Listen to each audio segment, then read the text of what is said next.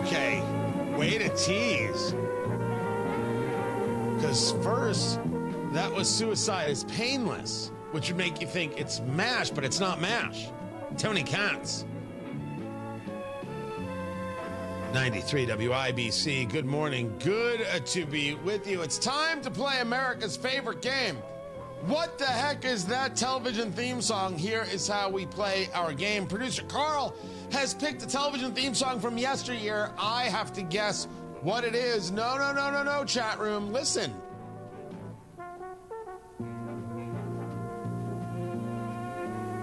That's not MASH. Sorry. It's not MASH. MASH is the song Suicide is Painless. That's the theme to MASH. I'm allowed to use the chat room for help, but only the chat. Sorry, if you're reaching out to me on the social medias, on the Twitter X, I can't use your responses. I can't even look at your responses. Let me phone a friend here. Let's go to Matt Bear. Matt Bear, let's start it from the beginning. Matt Bear, what is this television theme song? Oh, that's Rick and Morty, Tony. Good, I like it. So, it starts out with that, and then it moves into this. So, there was a show that came out called After MASH. It was a really messed up show. Because that show starred Harry Morgan and it starred Jamie Farr, who was Klinger. And in that show, like Harry Morgan, Colonel Potter was now drunk. And was he divorced or did she die? The wife died. It was very odd. It was very weird. There was no feel good and yet drama to it. It was all just, good Lord, what is happening here? And Klinger wasn't wearing a dress. Well, at the end, Klinger wasn't wearing a dress. I think the best turn of the Klinger character was after Gary Berghoff left, Radar left the show, and he had to make himself the guy, and that turned to eventually marrying the girl and looking for her parents, and the war is over and he's staying in Korea. Is like one of the great turns in that whole character arc. That he was trying to get himself out on the Section 8. He was trying to convince everybody, hey, I'm crazy because I'm dressing as a woman, but everybody was in on the gag. No one ever believed it. And then when the moment came that he had to be the serious guy, he had to do the work, he went about doing it. Like, am I the only person who's really studied the show? It was really interesting how they did that with him. And then again, I was definitely a MASH guy. Definitely. All right, you can turn off the theme song now because it sucks. Oh my God, it's so bad. The theme song is terrible.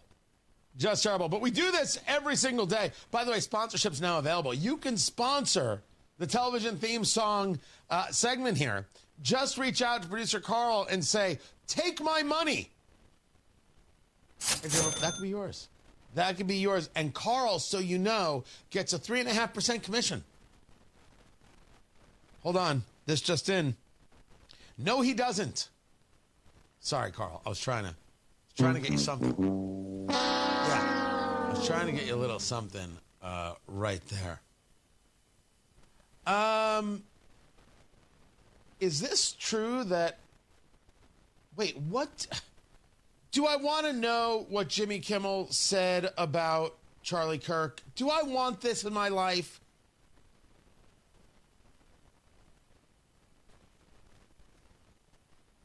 Do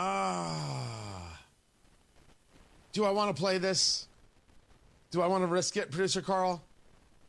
Do it. All right. Well, finger on the dump button, first things first. I mean, it was on ABC. There's been a lot of madness. The desire to somehow paint this assassin, Charlie Kirk, as misunderstood. You had ABC describing the text messages of this murderer as touching. We have seen an alleged murder with such specific text messages about the alleged murder weapon, where it was hidden, how it was placed, what was on it, but also it was very touching in a way that I think many of us didn't expect. A very intimate portrait into this relationship between the suspect's roommate and the suspect himself. The suspect's roommate is transitioning, so the suspect's roommate is mentally ill, and we shouldn't feed into mental illness. Don't be rude, don't be mean, don't be angry, but let's be honest. We don't feed into mental illness, and what the entire trans world has said is you have to feed into mental illness and celebrate it.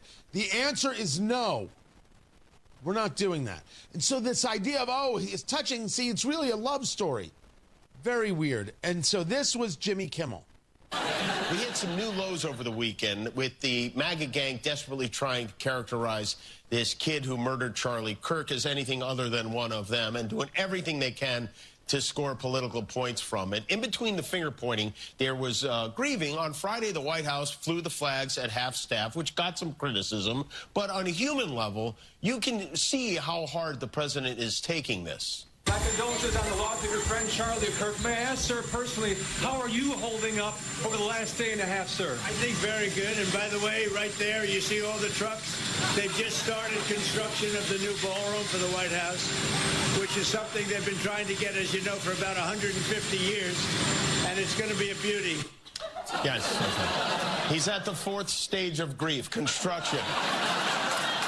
Demolition, construction. This is not how an adult grieves the murder of someone he called a friend. This is how a 4-year-old mourns a goldfish, okay? Sounds about right for Jimmy Kimmel. I'll discuss it more on Tony Katz today at noon. Matt Bear has traffic. It's